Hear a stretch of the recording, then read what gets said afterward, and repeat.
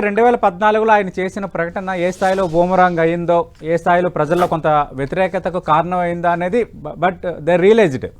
రెండు నిన్న మనం పొలిటికల్గా చూసుకున్నా ఇప్పుడు అత్యంత కీలకం ఆంధ్రప్రదేశ్ ఎంపీలు. రెండోది ప్రైమ్ మినిస్టర్ నుంచి కూడా ఒక పాజిటివ్ రావచ్చు అనే ఒక అంచనా అయితే ఉంది. ఖచ్చితంగా మనం రావాలని కోరుకుందాం. అయితే జేడి లక్ష్మీనారాయణ గారు, మన దేశం నుంచి ప్రధానులు, రాష్ట్రపతులు అంతర్జాతీయంలో మిగతా దేశాల అధినేతలకు తెలుసు, అది కామన్. కానీ ముఖ్యమంత్రులు ఎవరు తెలుసు అంటే ఒకరిద్దరు అంటే ఆటోమేటిక్గా చంద్రబాబు నాయుడు పేరు గుర్తొస్తుంది. గతంలో ఆయన ఉన్నప్పుడు బిల్ గేట్స్ని తీసుకురావటం కానీ, ఐటీ పరంగా డెవలప్ చేయడం కానీ, అంతర్జాతీయంగా ఆయనకంటూ ఒక గుర్తింపు ఉండటం కానీ, అమరావతిని కూడా అంతర్జాతీయ స్థాయిలో డెవలప్ చేస్తాము, ఏ రాజధానికి లేనట్టుగా అన్ని రకాల వసతులు భవిష్యత్ అవసరాలని దృష్టిలో పెట్టుకుని దాన్ని నిర్మించబోతున్నాము అన్న ఆలోచన చంద్రబాబు నాయుడు ముఖ్యమంత్రి ఆయన వేస్తున్న ప్రతి అడుగులో మనకి కనిపిస్తోంది. అంటే అంతర్జాతీయంగా గుర్తింపు రావాలంటే అసలు అమరావతిలో జరగాల్సిందేంటి? ఇప్పుడు సింగపూర్ తీసుకోండి ఫర్ ఎగ్జాంపుల్. సింగపూర్ అనేది చాలా తక్కువ ప్రదేశం. అవును. కానీ ఇప్పుడు ఏంటంటే ఏ లెవెల్లో వెళ్ళింది సింగపూర్ ఇప్పుడు ఆలోచించండి. దానికి ప్రధానమైనది ఏంటంటే అక్కడున్న ఎకనామిక్ యాక్టివిటీ, అక్కడున్న ఆర్థిక యాక్టివిటీ అన్నది చాలా ముఖ్యం అన్నమాట.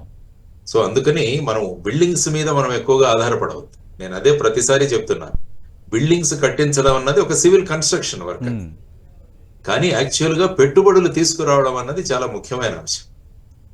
సో ఎప్పుడైతే పెట్టుబడులు తెస్తారో ఆ తర్వాత ఇక్కడ ఎకనామిక్ యాక్టివిటీ మొదలవుతుందో అప్పుడు ఇన్వెస్టర్స్ మధ్య ఒక కాంపిటీషన్ మొదలవుతారే, మనం కూడా వెళ్ళాలి అక్కడికి. ఆల్రెడీ ఎస్టాబ్లిష్మెంట్ అయిపోయి మనం ఏమన్నా ఈ ట్రైన్ మిస్ అవుతామా అన్న ఒక ఆతృత వాళ్ళలో కలిగించాలి.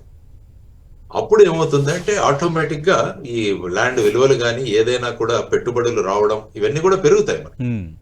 ఆ విధంగా ఈ రెండింటినీ సైమల్టేనియస్ గా నడపాలంటాడు, డబుల్ ఇంజన్ లాగా నడపాలి. ఒకవైపు ఏమో బిల్డింగ్ కన్స్ట్రక్షన్, ఇంకొకటేమో పెట్టుబడులు రాబట్టడం, తర్వాత వచ్చేసి ఎంప్లాయ్మెంట్ జనరేట్ అవ్వడము. సపోజ్ చూడండి, ఈ 2 సంవత్సరాల్లో ఒక 6 లక్షల మంది ఉద్యోగాలు క్రియేట్ చేయబడ్డాయి అనుకోండి. అక్కడ వీళ్ళందరూ కూడా వచ్చి అక్కడ ఉంటారు, అక్కడ వాళ్ళు ఇల్లు తీసుకుంటారు, వాళ్ళ పిల్లల్ని స్కూల్స్ లో జాయిన్ చేస్తారు. ఆ తర్వాత అక్కడ వాళ్ళకి కావాల్సిన హాస్పిటల్స్ కావాల్సి వస్తుంది, కాలేజెస్ కావాల్సి వస్తుంది. ఎకనామిక్ యాక్టివిటీ ఒక లూప్ స్టార్ట్ అవుతుంది. ఇది చాలా ముఖ్యమైన అంశం. సో ఈ రెండింటినీ కూడా బ్యాలెన్స్ చేసుకుంటూ ముందుకు వెళ్ళగలగాలి. ఎందుకంటే బేసిక్ గా వీరు సింగపూర్ మోడల్ నుంచే వాళ్ళు తీసుకొచ్చారు. అవన్నీ కూడా మీరు చూస్తే సింగపూర్ లో ఉన్న ఐకానిక్ టవర్స్ గానీ వాటన్నింటినీ కూడా డిజైన్స్ తీసుకొచ్చి ఇక్కడ చేయడం జరుగుతుంది. సో ఆ విధంగా చేసుకుంటూ వెళుతూ కేంద్ర ప్రభుత్వం వీలైనంతగా వీటిలలో భాగస్వామ్యం అయ్యేటట్టు చూడాల్సిన అవసరం. ఎందుకంటే ఎయిర్పోర్ట్ కావచ్చు, లేకుంటే క్రికెట్ స్టేడియం కావచ్చు, కాబట్టి వీలైనంత సెంట్రల్ గవర్నమెంట్ నుంచి మనం ఎంత నిధులు తీసుకురాగలము అన్నవి మనం ఆలోచించాలి. ఎందుకంటే ప్రస్తుతం మన స్టేట్ నుంచి ఫండ్స్ తీసుకురావడం అంత మనకు బడ్జెట్ కెపాసిటీ కూడా అంత ఉండట్లేదు. సో దానివల్ల సెంట్రల్ గవర్నమెంట్ నుంచి, కేంద్ర ప్రభుత్వం నుంచి ఎంత ఫండ్స్ మనం మొబిలైజ్ చేయగలము, ఏ స్కీమ్స్ లో ఇక్కడ మనం తీసుకురావడం. అమృత్ అనే స్కీమ్ ఉంటుంది, దాంట్లో ఏ విధంగా మనం చేయగలమా. తర్వాత ఇప్పుడు గ్రీన్ ఎనర్జీ కాన్సెప్ట్ చాలా ఎక్కువగా ఉంది. సో గ్రీన్ ఎనర్జీ దాని నుంచి ఇక్కడ ఏదైనా ఫండ్స్ మనం తీసుకోగలమా. జపాన్ నుంచి జైకా ఫండ్స్ ఏమన్నా తీసుకురాగలమా, ఎందుకంటే వాటిలో అన్ని రేట్ ఆఫ్ ఇంట్రెస్ట్ చాలా తక్కువ ఉంటాయి. సో ఇలాంటి వాటిని ఆలోచించి మొబిలైజ్ చేయాలి. అందువల్ల ఏంటంటే ఒక టాస్క్ ఫోర్స్ ఏర్పాటు చేయాల్సిన అవసరం ఉందని నేను అనుకుంటాను. అంటే ఉన్న వాళ్లతో పాటు ఈ విషయాల్లో అనుభవం ఉన్నవాళ్ళు వాళ్ళందరినీ కలిసి ఒక టాస్క్ ఫోర్స్ ఏర్పాటు చేసి మనం గనక ముందుకు వెళ్ళగలిగితే తర్వాత ఈ బ్యూరోక్రాటిక్ మైండ్ సెట్ కూడా మారాలి. ఎప్పుడు ఈ ఫైల్స్ మనం ఎక్కడ ఆపుదాము, ఏం చేద్దాము, ఇలాంటివి కాకుండా ఆన్లైన్ లో అయిపోవాలి అన్ని శాంక్షన్స్, అప్రూవల్స్. మళ్ళీ ఇక్కడ నుంచి ఇక్కడికి ఫైల్ వెళ్ళింది, ఫైనాన్స్ కు వెళ్ళింది, తర్వాత అయింది, వాళ్ళు మళ్ళీ ఫైల్ రిటర్న్ చేశారు. అభివృద్ధి దీనివల్ల ఆగదు. అందువల్ల ఫైల్స్ ఆగకూడదు, ఫైల్స్ కంటిన్యూస్ గా మూవ్మెంట్ లో వెళ్ళిపోవాలి.